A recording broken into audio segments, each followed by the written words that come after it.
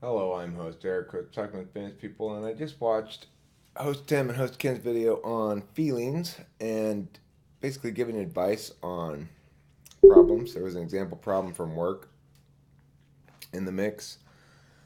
And the reason I mention all this is because it got me thinking about media aesthetics, what works in videos, what doesn't work in videos, and what makes a good video in general. So that video is pretty good, and it's got 2 likes, 3 now that I liked it, and out of 60 some views. So what I've determined is that the best videos, the ones that people genuinely like the most of mine, will start in their first 60 or so views with about 10% like. That's the most well liked you're going to get for me. And I can tell which videos are effective and which videos are not, in large part based on likes. I know that a certain percentage of those likes are not necessarily specific to the media. So that some people have a tendency to just like things without even watching them necessarily, or may like it out of pity, or any number of other things like that. But I have a lot of data, so I kind of understand now the correlations and how they work out. I also realize that sometimes uh, a given video will have a lower like to quality ratio than you might think it deserves. And sometimes that's a genuine disagreement in taste. Sometimes it's sort of coincidental shit. Like, that's just kind of how it went. That data is basically sort of unreliable and sort of reliable. Regardless,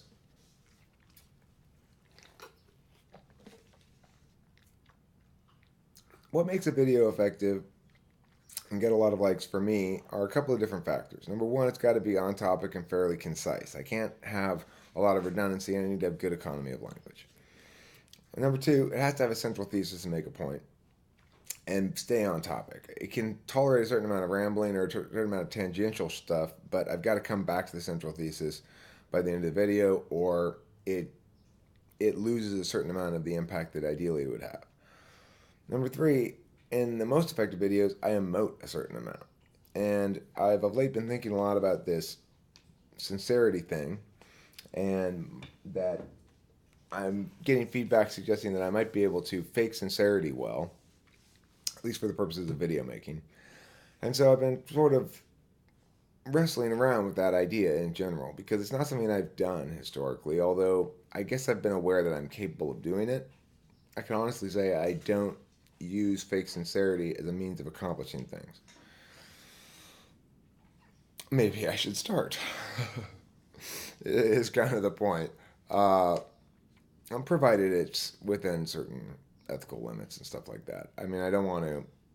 There's nothing wrong with acting, right? It's not something that I'm used to doing necessarily, but there's nothing wrong with it. So, to the extent that I can provide more emotion in this, then it's going to be more successful. But this is a particularly dry topic. I don't think I'm going to get particularly emotional about it. To the extent that I were going to, I start saying things like, it makes me really excited to see people making media. And it does. And it makes me really happy to see host Ken and host Tim making a video and being aware of its titling and being aware of shit that I'm not always very good about, and also keeping the length at a certain amount. That is the length that people want to see videos on YouTube. Everybody keeps telling me, there's a certain 8 to 15 minute range where people like their videos at, and I tend to agree with that. That's kind of where I want my videos when I do watch them at as well. And that's going to bring me to the final piece of this video, which is the fourth component of aesthetics I want to talk about, which is pacing.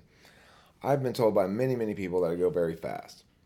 I've been told by some people that they watch my video more than once if it's a video where I'm covering a lot of information.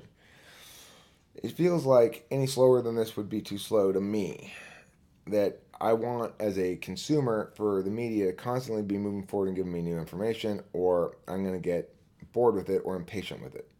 So I tend to go at that pace that I wanted at as a consumer. And I've had Taylor tell me before as well that if I went slower, I'd lose him. And I understand that because I'm the same way. So I've always been, as a teacher, one who wants to teach at the top of the class. And as a speaker, I assume my audience can keep up. This is not particularly complicated information, so I don't think there's going to be any problem with a video like this. And I don't think it's a problem in general. I just think that on some of the more complicated issues, the more metaphysical stuff, if I'm going super fast and using a lot of big words, it may not be conducive to people understanding what I'm talking about. At any rate, pacing is a bit of an issue, I think, for host Ken, in my opinion. He goes a little slow. you know, he's comfortable with big pauses.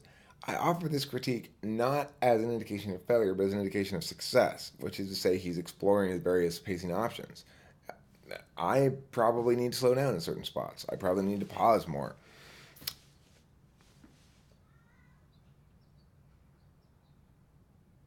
Did that help? Regardless, thanks for making that video, guys. I enjoyed watching it, and it makes me want to make better videos, seeing that you guys are putting effort into making good videos as well. And makes me want to be less lazy. So, thanks everyone for watching Talking with Famous People, and those are my thoughts on video making aesthetics and host Ken and host Tim's recent video. And now I have to find the thing I'm looking for. There we go.